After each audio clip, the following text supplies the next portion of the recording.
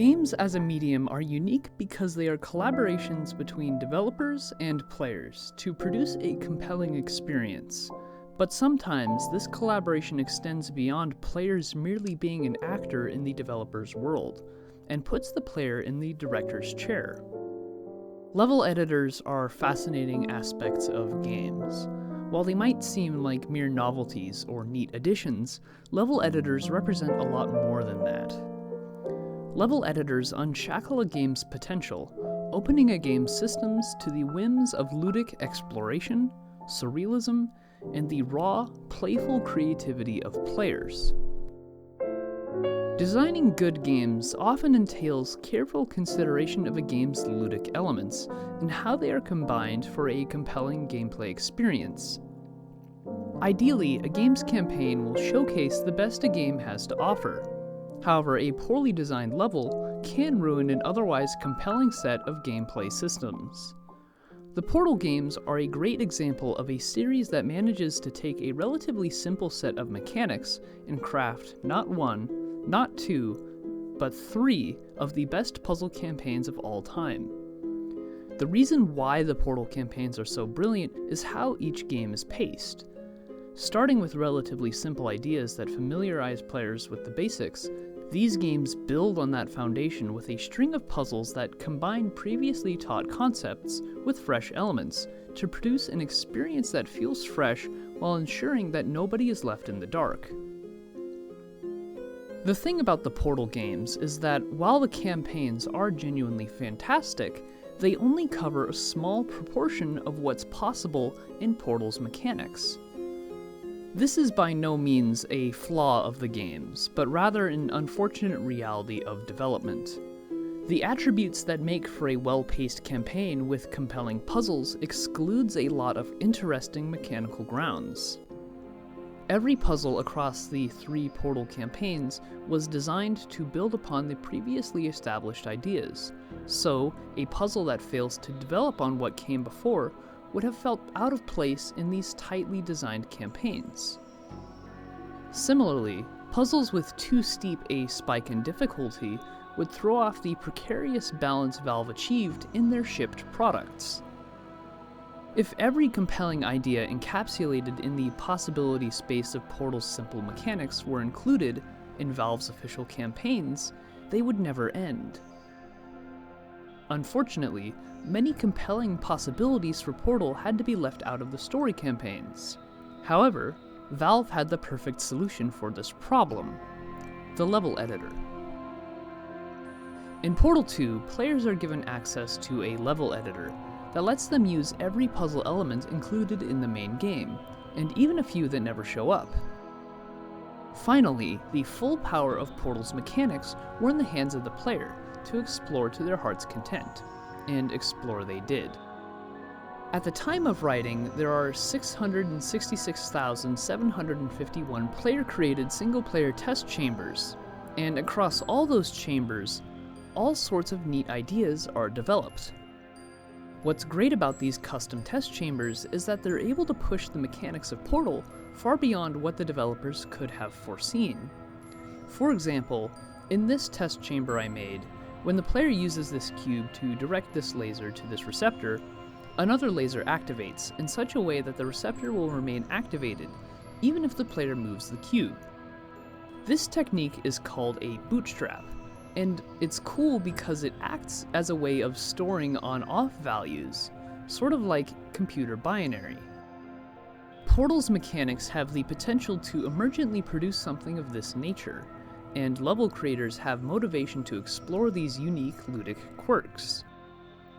Bootstrapping is never used in the main campaign, but it finds fertile exploration across many community levels, and it's only one of many mechanical ideas to get this treatment.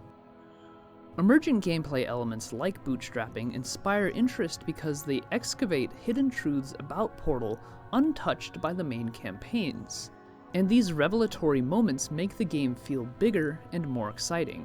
And maybe, with enough whimsy, anything could be possible. Importantly, Portal isn't alone in this regard. Every genre's developers produce campaigns that will have parts of their design that are excluded for the sake of making a compelling game. Strategy games, shooters, platformers, and any other genre all have practical constraints and guidelines on the design of official content that exclude certain elements. However, just like Portal, games of these genres allow players to more fully explore their mechanics through player-created content. In addition to the design constraints devs have to confront, there are also economic constraints. Game development is a long and costly process, and developers often work under tight deadlines. Players have a freedom not afforded to commercial game designers in the sense that they have an endless amount of time to experiment with the game's systems, because they aren't under the stressful gun of releasing a commercial game on time. Freedom from the constraints of commercial design allows players to mine a game for all of its potential. Often, games that are decades old still have communities that are built atop a foundation of player-created content. Warcraft 3, a game almost 20 years old, had years of longevity outside of its official campaigns because of its level editor. To this day, there are still people developing maps for the original Warcraft 3, exploring the original's mechanics in new ways, as is often the case for games with level editors. Mario as a character was designed primarily as a platforming mascot, someone who would traverse with chipper bounds and leaps, but that hasn't stopped clever mappers from turning those mechanics on their head in playful ways. In an interview promoting the then upcoming Mario Maker, Nintendo composer Koji Kondo was asked if players would have the ability to write their own music in Mario Maker. Kondo responded by saying, "No. The sound editor is not designed to allow players to create their own original music, simply because this is a game about creating Mario levels to play through, not a music creator." In this quote, Kondo speaks of Mario Maker's editor definitively and confidently. To Kondo, at least at the time this quote was given, the idea that a Mario level editor could be used to create music was entirely out of the question, and upon the game's release, the players would prove Kondo wrong. Through clever use of note blocks and enemies, players were able to produce versions of popular songs in Mario Maker.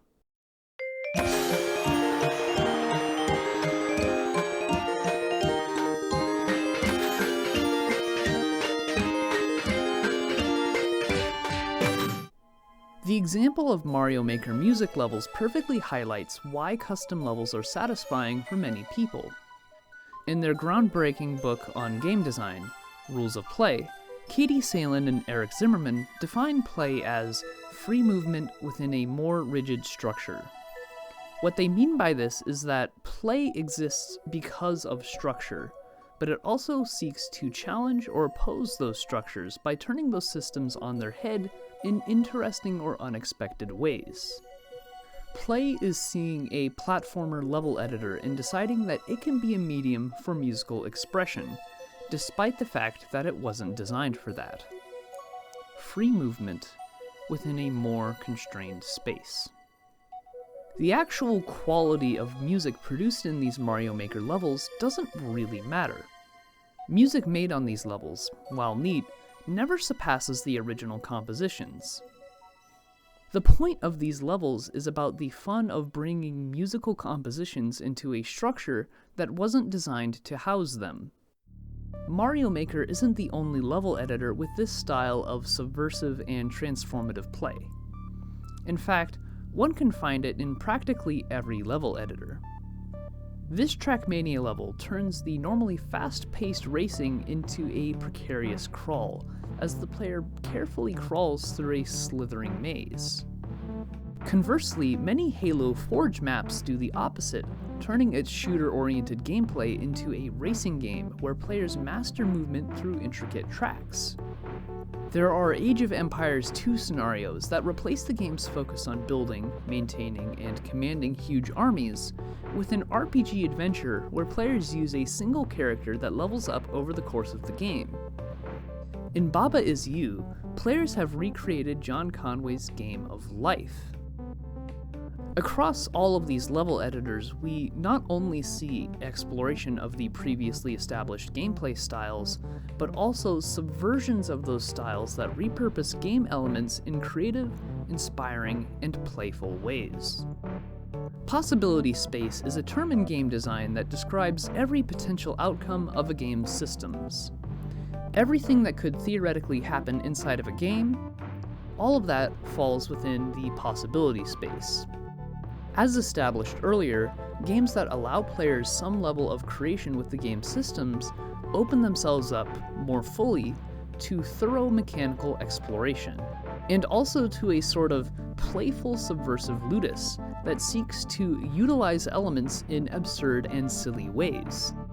One fascinating thing about level editors is that they often accomplish both at the same time, drawing meaningful mechanical understanding from absurd setups. Consider the case of Forest Nothing, a custom level designed for Age of Empires that fills every space on the map with trees. The entire idea of this map is immediately silly, but what I like about Forest Nothing is that through all of its absurdity, it asks the player to grapple with a unique strategic challenge, distinct from anything else in Age of Empires. How do you manage an economy overflooded with wood and scarce in gold and stone? How do you build a military strategy when you must dig to your opponents with trebuchets? Players on this bizarre map are forced to carve out a new meta on the intricacies of its absurdity. Forest Nothing is the place where the freedom to explore an unshackled rule set and the playful subversion of player creativity meet to form an experience entirely of its own, distinct from its parent game, that simultaneously reinforces a player's study of the normal Age of Empires gameplay, while also asking them to forge new strategic understandings. It's surprising, hilarious, gripping, and it isn't alone. Gaming is filled with countless stories of user-created content that uses the base game as a starting point to construct novel experiences. If I were to cover every game with a really cool custom level, we would be here all day.